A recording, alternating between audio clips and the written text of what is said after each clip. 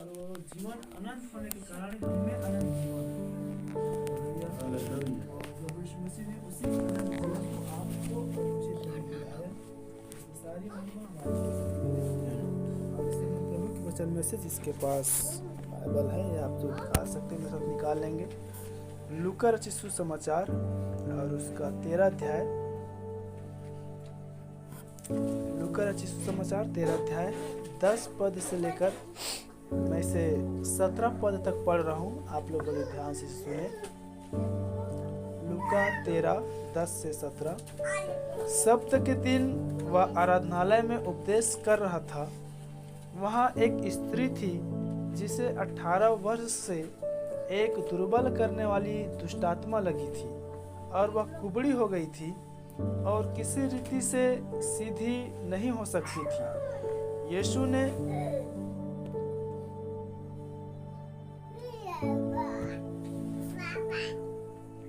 उसे देखकर बुलाया और कहा, हे नारी, तू अपने दुर्बलता से छूट गई। तब उसने उस पर हाथ रखे और वह तुरंत सीधी हो गई और परमेश्वर की बड़ाई करने लगी। बच्चे को संभाले।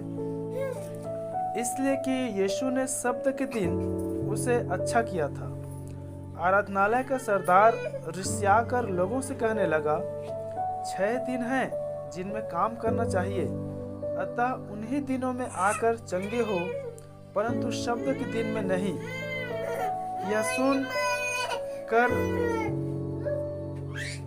प्रभु ने उत्तर दिया, हे कपटियों, क्या शब्द के दिन तुम में से हर एक अपने बैल या गधे को थान से खोलकर पानी पिलाने नहीं ले जाता?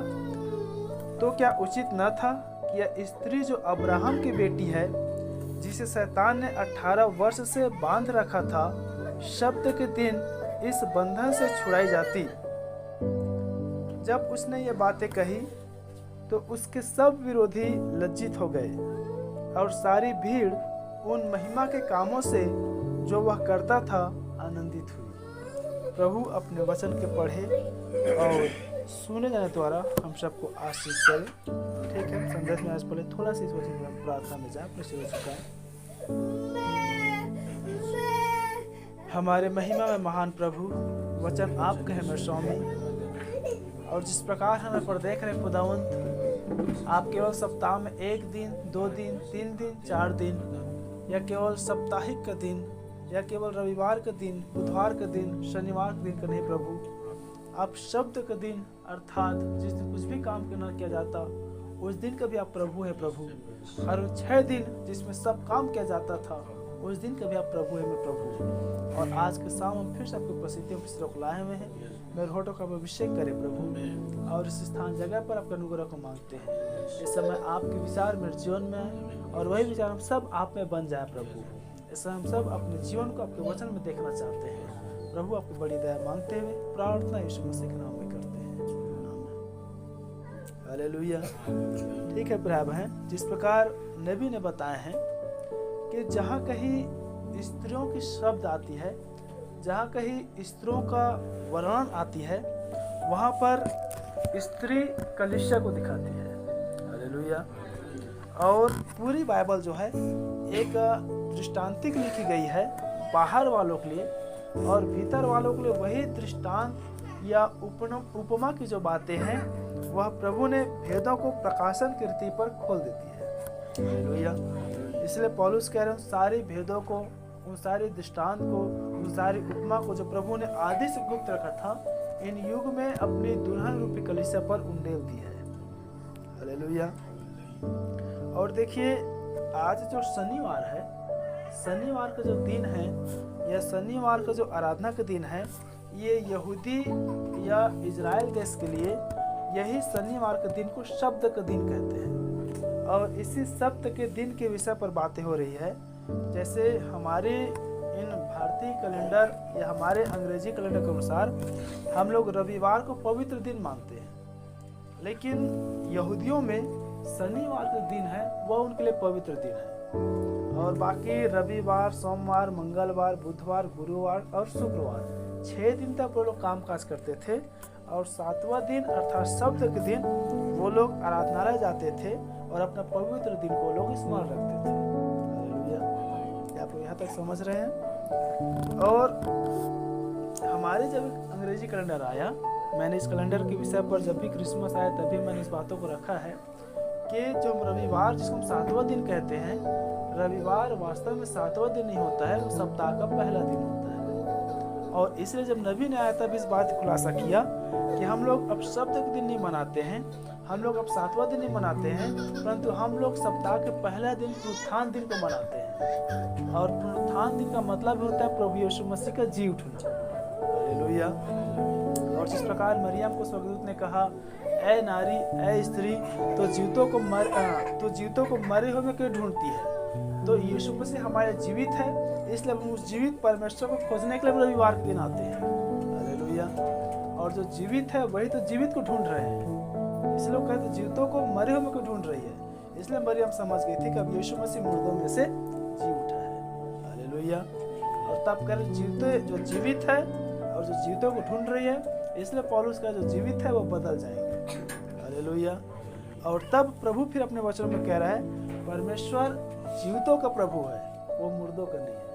हालेलुया। तो आप और हम जीवित हैं, इसलिए वो हमारा प्रभु है। क्या आप यहाँ तक समझ गए? ठीक है, अब यहाँ पर आगे आते हैं वचन में।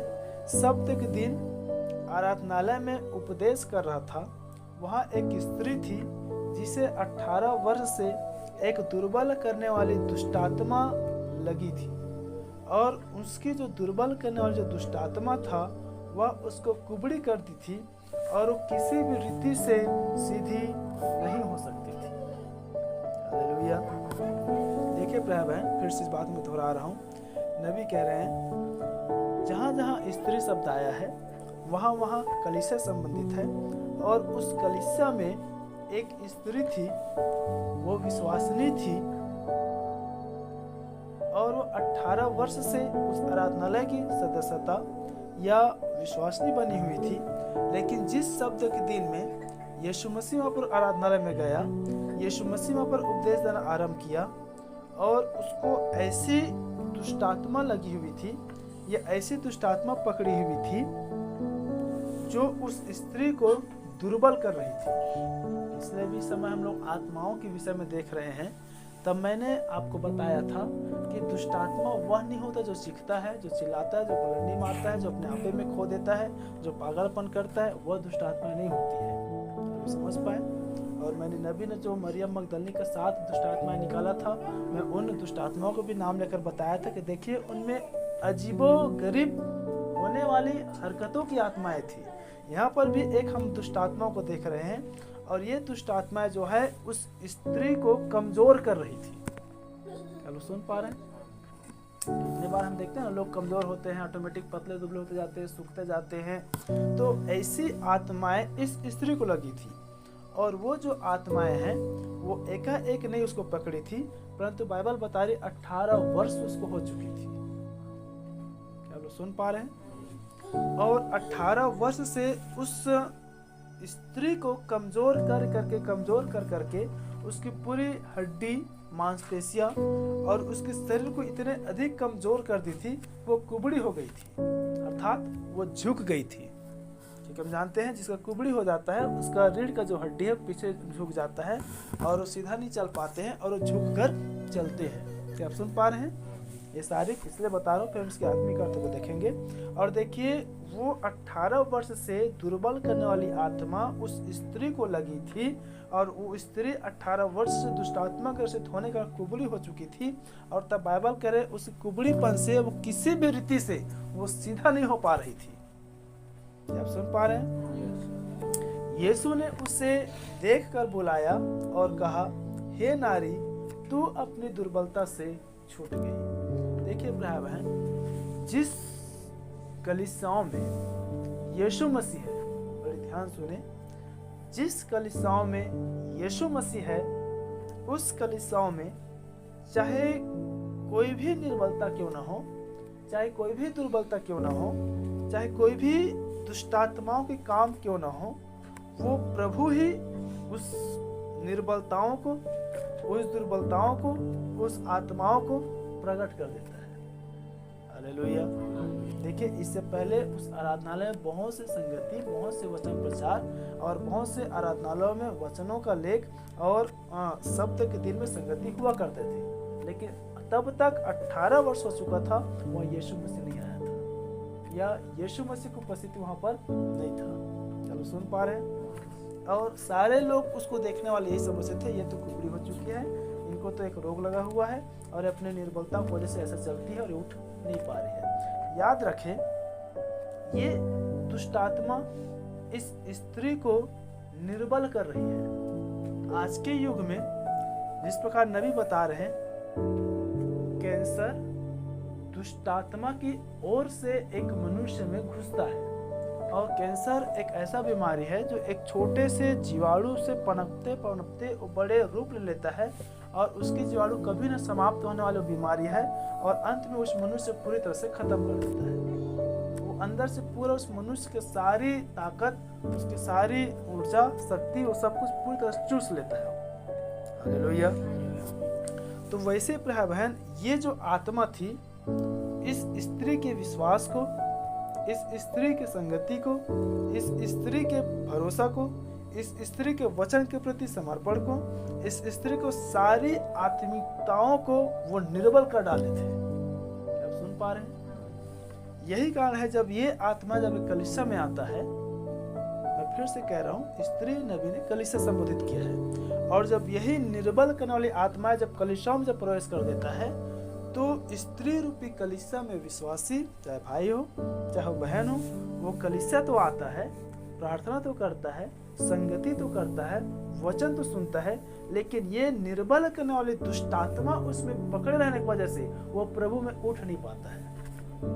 आप सुन पा रहे हैं? क्योंकि देख, 18 वर्ष से आराधनालय जा रही थी, लेकिन तो भी कमजोर थी। 18 वर्ष से संगति कर रही थी, तो भी निर्बल थी, और इतना निर्बल थी कि कुबड़ी हो चुकी थी। क्या आप सुन पा रहे हैं? यही आत्मिक निर्बलताएं प्रिय बहन, जब कलीसियाओं में दुष्ट आत्मा जब आकर बैठ जाती है, तो एक मनुष्य चाहे कितने वर्षों से संगति करे, चाहे कितनों वर्षों से वचन सुने, वचन पढ़े, प्रार्थना करे, आराधनालय आए, वो दुष्ट आत्मा पकड़ने की वजह से उनमें आत्मिक ग्रोथ, आत्मिक उन्नति, आत्मिक बढ़ोतरी, आत्मिक समर्पण, आत्मिक जीवन उत्साह, आत्मिक जीवन में बढ़ोतरी नहीं हो पाता। ठीक है, वो दुष्ट आत्मा ग्रसित हो चुका है और उसको मालूम ही नहीं है। क्या सुन पा रहे हैं? हालेलुया। और फिर वो कितनों भी अपने आप को उठाने का प्रयास तो करे, वो कितनों भी अपने आप को सीधा करने का तो प्रयास करे, वो कितनों भी अपने आप को यह सोचे मैं तो 18 वर्ष से हूँ, 20 वर्ष से हूँ, 10 वर्ष से हूँ, 4 वर्ष से, 5 वर्ष से हूँ, कितने भी वर्षों से हूँ, वो कितनों भी सीधा और प्रयास न करो, वो आत्मा पकड़ने की वजह से झुका ही लगता है। क्या आप सुन पा रहे हैं? हालेलुया। लेकिन जब उस निर्बल व्यक्ति पर जब यीशु मसीह का दृष्टि पड़ा और यीशु मसीह जब उसको बुलाया, तब कह रहे, हे नारी, तू अपनी दुर्बलता छूट गई है। तब उसने उस पर हाथ रखे और वह तुरंत सीधी हो गई। हालेलुया। और परमेश्वर की बड़ाई करने लगी। देखिए प्रिय बहन, आज हम उस आत्मा के विषय पर बातें कर रहे हैं। जब हम प्रार्थना नहीं कर पा रहे हैं, जब हम गीत नहीं गा पाते हैं, जब हम ताली नहीं बजा पाते हैं, जब हम प्रभु के लिए जब उसकी उपस्थिति में आते हैं और यदि हम जागृत नहीं रह पाते हैं, कितनी बार ऊँघते हैं, सोते हैं, हमारा ध्यान भटकता है, वो जो उत्साह प्रभु के लिए होना चाहिए उत्साह नहीं दिखा पाते हैं, जो वचन हमें सुनना चाहिए उस वचन को ध्यान नहीं लगा पाते हैं, जैसे वचन को सुनकर हमें ग्रहण करना चाहिए और उसके अनुसार हमें जीना चाहिए, हम नहीं कर पाते हैं। तो ये दुष्टात्मा ही है जो एक व्यक्ति को दुर्बल करते रहती है। आप सुन पा रहे हैं? हालेलुया। यह भी एक दुर्बल करने वाली आत्मा है, और जब एक व्यक्ति दुर्बल होता, देखिए उसकी दुर्बलता उसको इतनी कमजोर कर दिया कि वो झुक गया। यही जब दुर्बल आत्मा जब कलीसियाओं को पकड़ती है, तो वो समय और वर्षों में तो आगे बढ़ते रहता है, लेकिन वो प्रभु में उस कुबड़ी के समान झुका रहता है। अब चाहिए जिस प्रकार वचन कह रहे कि समय के समय गुरु होना चाहिए, समय के अनुसार हमें सियाना होना चाहिए, समय के अनुसार मांस खाने वाला हो जाना चाहिए, समय के अनुसार हमें सियाना या परिपक्व होना चाहिए। जैसे समय आगे बढ़ता है, हमें आत्माओं में बलवंत होना होता है। हालेलुया। ताकि प्रभु हमें छुए, प्रभु हमें देखे और हम प्रभु में सीधा हो जाए। हालेलुया। लेकिन देखिए एक और स्थान पर आया है, प्रभु कह रहे हैं जब जब कठिनाई के समय को देखो, जब जब उन विपत्तियों के समय को देखो, जब जब उन छुटकारे के समय को देखो, तब तक तुम सीधे हो जाना और आकाश की ओर देखना, उस समय तुम्हारा छुटकारा निकट रहेगा। हालेलुया। लेकिन शैतान क्या करता है, यहाँ वहाँ इधर उधर, ये बातें वो बातें, ये काम वो काम, उसमें एक मनुष्य को पूरी तरह से उलझा कर फंसा कर उसको कुबड़ी कर देता है। और एक कुबड़ी व्यक्ति जो है वो कभी भी सीधा होकर वो अपने बराबरी को नहीं देख सकता, कभी भी वो सीधा आकाश को नहीं देख सकता, वो हमेशा नीचे गिरावट को ही देखेगा। आप सुन पा रहे हैं? तो याद रखें, गिरावट की बातों को देखना, गिरावट की बातों पर मन लगाना, गिरावट में जाना, ये दुष्टात्माओं की काम है जो एक मनुष्य में काम करती है। क्या आप सुन पा रहे हैं? हालेलुया। और यही जो दुष्ट आत्माएं हैं एक व्यक्ति को दुर्बल करके उस गिरावट में लाकर झुका देता है और वो गिर जाता है, और जब तक उस पर प्रभु की दृष्टि न पड़े, यीशु मसीह की दृष्टि न पड़े, वो कदापि उठ नहीं सकता। क्योंकि यहाँ पर आया वो किसी रीति से सीधा नहीं हो सकती थी। हालेलुया। लेकिन जब यीशु ने इसको देखा और बुलाया और कहे, नारी तेरी दुर्बलताएं छूट गई है, तब उसने उस पर हाथ रखे और वो तुरंत सीधी हो गई और वो परमेश्वर की बड़ाई करने लगी। हालेलुया। याद रखे प्यारे बहन, जब तक एक मनुष्य के जीवन में स्वयं यीशु मसीह ना आए, जब तक एक मनुष्य इस दुर्बल करने वाली आत्माओं से बाहर ना निकल जाए, तब तक वो परमेश्वर की बड़ाई नहीं कर सकती, तब तक वो परमेश्वर की तारीफ नहीं कर सकती, तब तक वो परमेश्वर की महिमा नहीं कर सकती, तब तक वो प्रभु से प्रार्थना नहीं कर सकती। देखिए प्रार्थना क्या है? प्रार्थना है प्रभु की तारीफ है। हालेलुया। क्योंकि यशायाह 43:7 कह रहा है, जितनों को मैंने बनाया है, जितनों को मैंने सृजा है, जितनों को मैंने रचा है, उन सब को मैंने अपनी महिमा के लिए बनाया है। हालेलुया। और महिमा वही चीज होता है कि जब हम किसी की तारीफ करते हैं, जब हम किसी की बड़ाई करते हैं, जब हम किसी से अधिक प्रेम करते हैं, वही महिमा है। एक विषय मैंने बीते दिन मेरे साथ रख रहा था, कभी मैं मूर्ति पूजा के विषय पर विषय लूंगा, तो देखिए जिस चीज पर हमारा सबसे अधिक झुकाव होता है वही मूर्ति पूजा है, या जिस चीज को हम अधिक प्रिय जानते हैं, जिस चीज को हम अधिक महिमा देते हैं, वही मूर्ति पूजा है। हालेलुया। और प्रभु ने क्या कहा, मुझे छोड़ तो किसी को ईश्वर करके ना मानना। हालेलुया।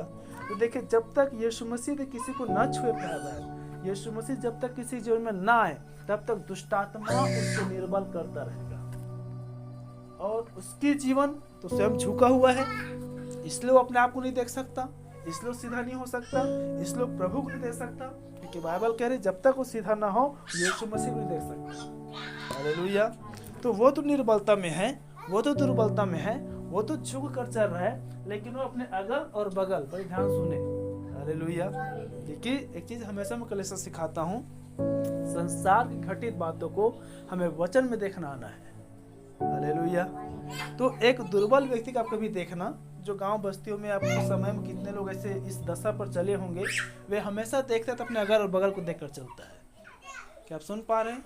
तो जब ये दुर्बलता की अवस्था जब कलीसिया में काम करता है, तो अपने अगल बगल को देखना आरंभ करता है और वो अपनी दुर्बलताओं को उस पर फैलाती है। क्या आप सुन पा रहे हैं? हालेलुया। तो प्रिय बहन, कलीसिया के लिए चेतावनी है, कलीसिया के लिए दृष्टिकोण है कि आप उस दुर्बल करने वाली आत्मा से, आप उस दुर्बल होने वाली आत्मा से, आप उस कुबड़ीपन से बाहर आ जाएं। हालेलुया। न तो आप कुबड़ीपन की आत्माओं से ग्रसित रहें, न तो आप कुबड़ीपन होने वाली आत्माओं को देखें। क्या आप सुन पा रहे हैं? हालेलुया। तब आप सीधी हो पाएंगे, और जब आप सीधी हो जाएंगे तब आप परमेश्वर बड़ाई करने पाएंगे। बोलो प्रभु यीशु मसीह की। आज आपको जांचने की भी आवश्यकता है कि यदि आप प्रार्थना नहीं कर पाते हैं, यदि आप प्रार्थना नहीं कर पाते हैं, यदि आप प्रभु के लिए उत्साहित नहीं हो पाते हैं, यदि आप प्रभु ताली नहीं बजा पाते हैं, यदि आप प्रभु के लिए खोलकर प्रार्थना नहीं कर पाते, तो यही वो आत्मा है, यही वो आत्मा है जो अब तक हमें पकड़ा हुआ है। हालेलुया। और तब कह रहा है, जब वो छूट गई उन बातों से और जब वो सीधे उठ खड़ी हुई, तब वो परमेश्वर की बड़ाई करने लगी। और जब वो परमेश्वर बड़ाई करने लगी, तब और कुछ लोग थे कलीसियाओं में, और कुछ लोग से उनसे जुड़े हुए, अब वो यीशु मसीह पर क्रोधित होने लगे। अब वो इस स्त्री को देखकर कुढ़ने लगे। हालेलुया।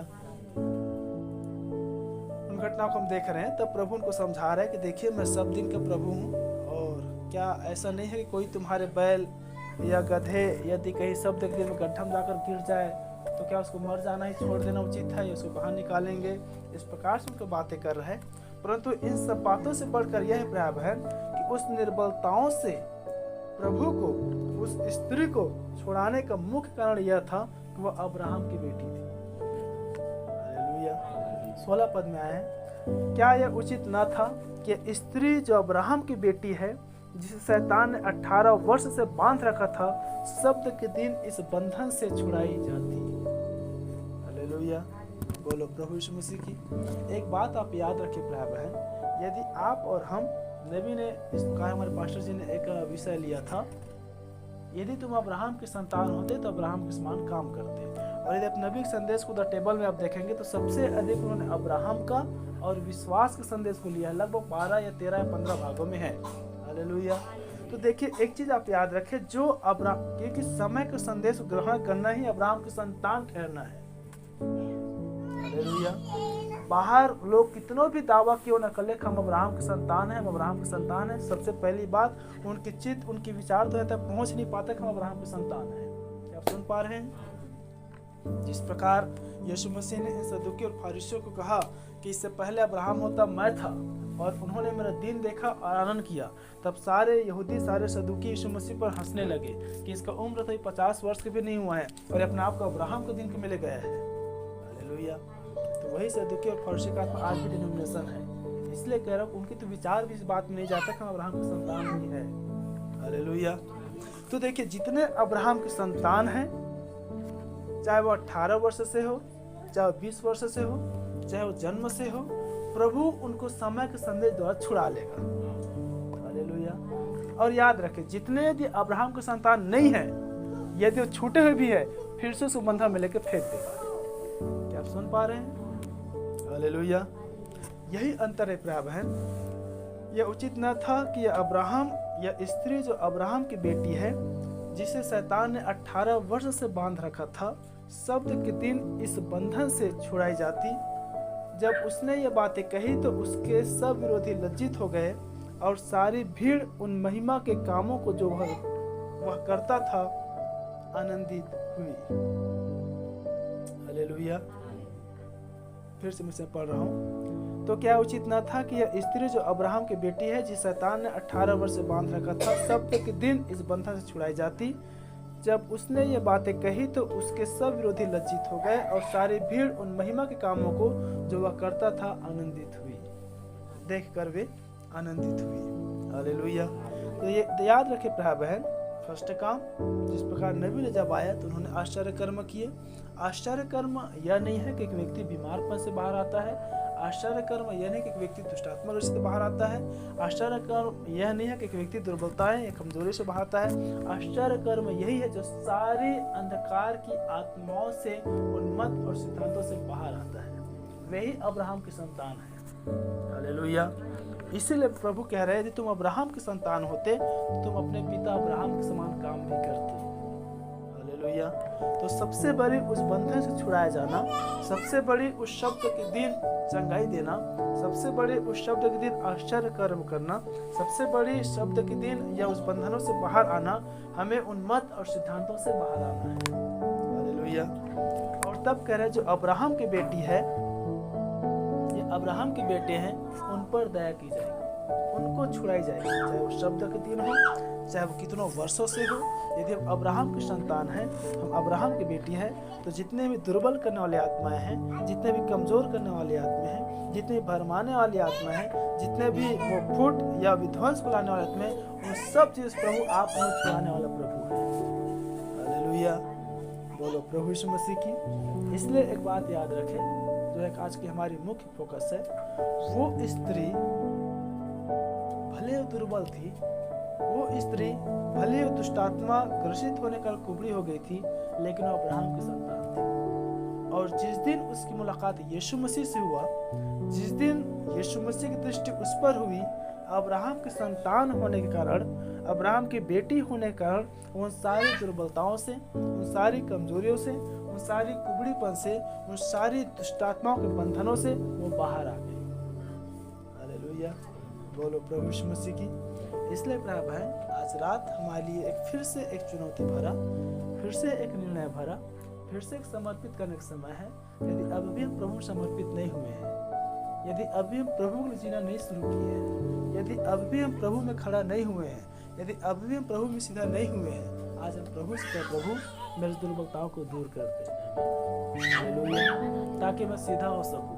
या उस स्त्री की दशा है, जब वो सारी दुर्बलताओं से छूट गई तब वो सीधा हो गई, और जब वो सीधा हो गई तब प्रभु की महिमा करने लगी।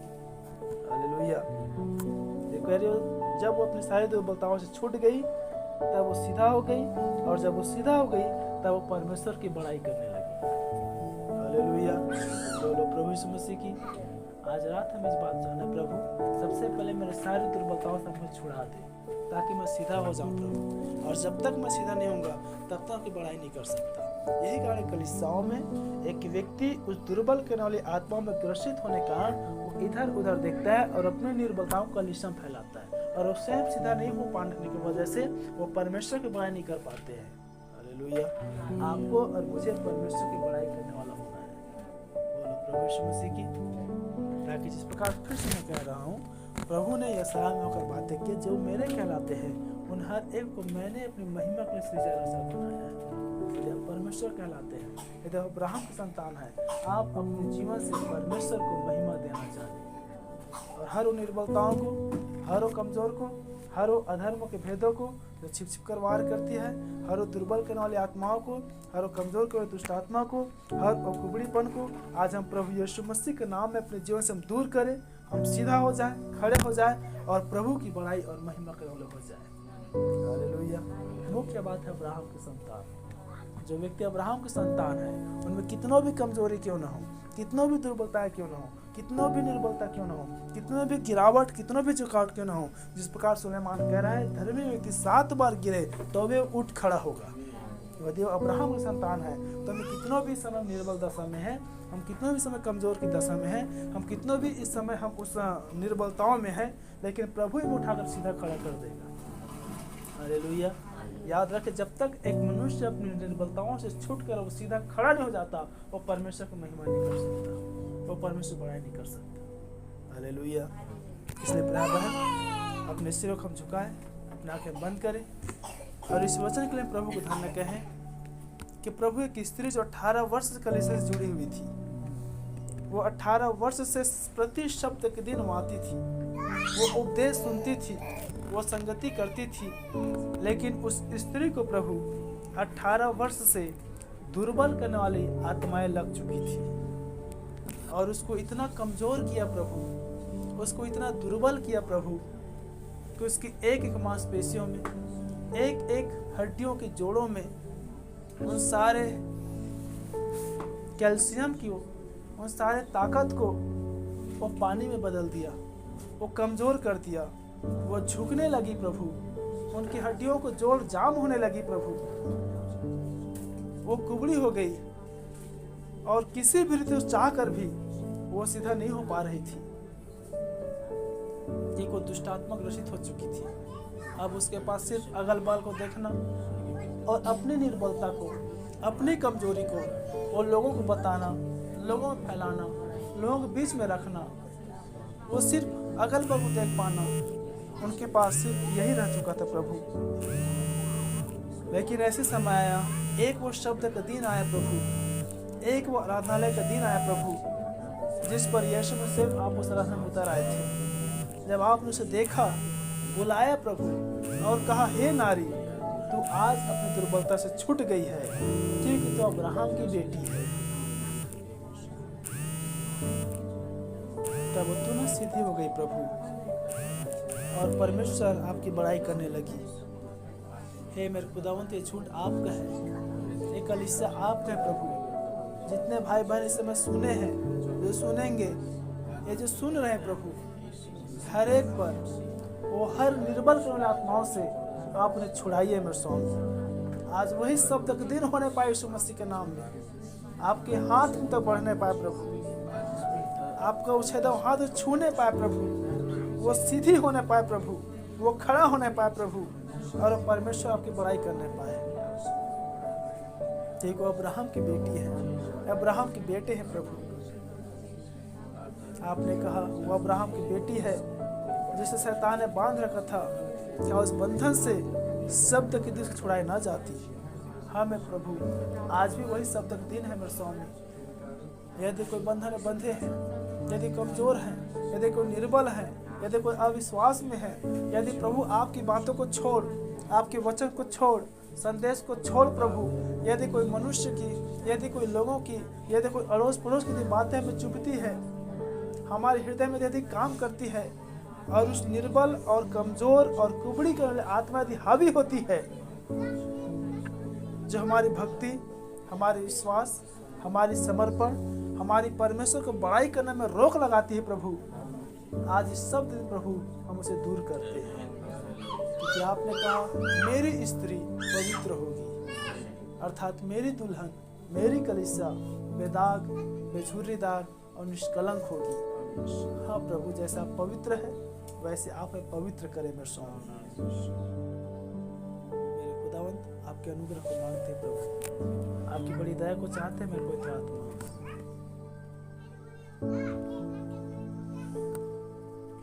मुझे तोड़ कर फिर से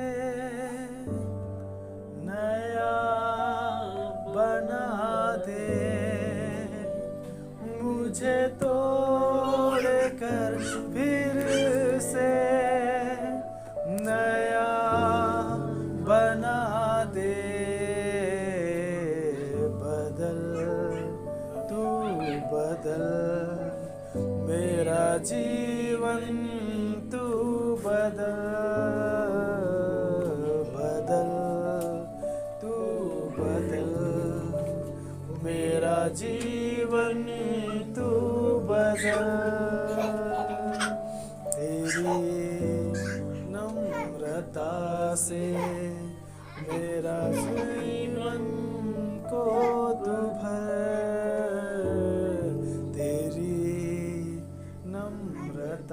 से मेरा जीवन को तू भर।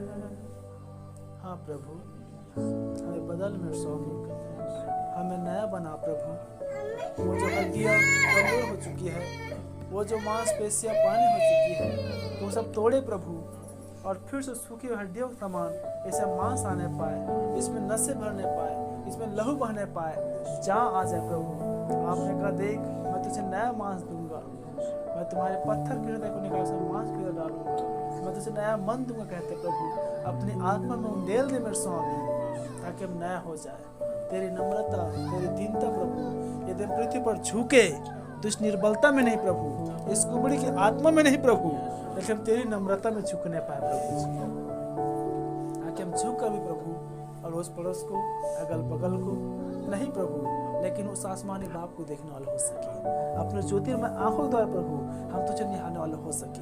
ऐसे सहायता प्रदान करें खुदा। हम देख रहे प्रभु, वो अब्राहम की बेटी थी, इसलिए आपने शब्द दिन सारे बंधन छुड़ा कर प्रभु उसे सीधा खड़ा कर दिया और तेरी महिमा करने पाई प्रभु जी। तो हमें भी अपने महिमा की आप कारण बनाए। सारी आदर में प्रभु यीशु मसीह आपको देते हैं। तो फिर से खुदावन संपूर्ण झुंड को, कलीसिया को प्रभु, कलीसिया में जो तरह तरह के दुष्ट काम कर रही है, उन सारे उसको दुर्बल करने आत्माओं को यीशु मसीह के नाम में तोड़ते हैं, और हर और भाई और बहनों का आजाद करे प्रभु। हर एक भाई और बहनों को संग साथ में रहे प्रभु, उन हर एक कपलों को हम याद करते हैं प्रभु, आपकी ओर से होती है प्रभु जी। आपने एक हड्डी, एक मांस, एक तन जोड़ा है प्रभु जी, उसे कोई भी अलग न करे कहता है मेरे स्वामी। दुष्ट जो सारी अलगाव को लेकर आ रही है, यीशु मसीह नाम से खंडन करते हैं प्रभु। आप उन मन के विचारों को जानने वाले परमेश्वर प्रभु, इस समय जब प्रार्थना हो रही है उन विचार के अनुसार परमेश्वर उन भाई और बहनों पर दया करे प्रभु जी, क्योंकि वो अब्राहम की बेटी है, वो अब्राहम के बेटे हैं प्रभु जी। आज उन सारी बंधन छुड़ाई जाए, तो आप दया करें। निर्बल है, कमजोर है, यदि किसी समस्याओं में है, दर्द में है, तकलीफों में है, यीशु मसीह के नाम में चंगे हो जाए। यदि कोई अन्य प्रकार की चिंताओं में है, निराशाओं में, कर्ज में है, वो यीशु मसीह के बंधन छुड़ाई जाए प्रभु जी। आपने कहा तुम सत्य जानोगे, सत्य ही तुम्हें स्वतंत्र करेगा।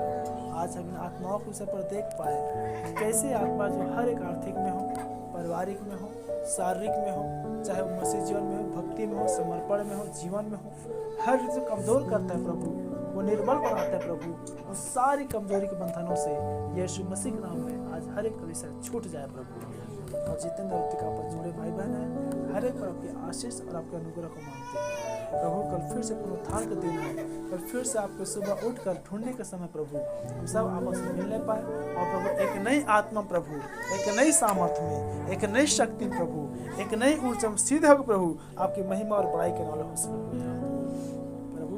हरे भाई बहन जो अपने समय घरों पर है, काम व्यवसाय पर है, ड्यूटी पर है प्रभु, सब पर आपके अनुग्रह को चाहते हैं, आपकी दया को मांगते हैं पिता। जितने भी स्थानों पर, जगह पर खुदा आज के समय में आराधना संगति होती है, उन हर स्थानों पर आपके आशीष को चाहते हैं पवित्र आत्मा। प्रभु यीशु मसीह विनती है, जबकि 15 तारीख की विवाह का भी कार्यक्रम है रायपुर में, उसी स्थान को प्रभु आपके हाथ में सौंपते हैं प्रभु। उस कान्हा के नगर के समान उस जगह पर आपकी उपस्थिति को हम मांगते हैं मेरे पवित्र आत्मा।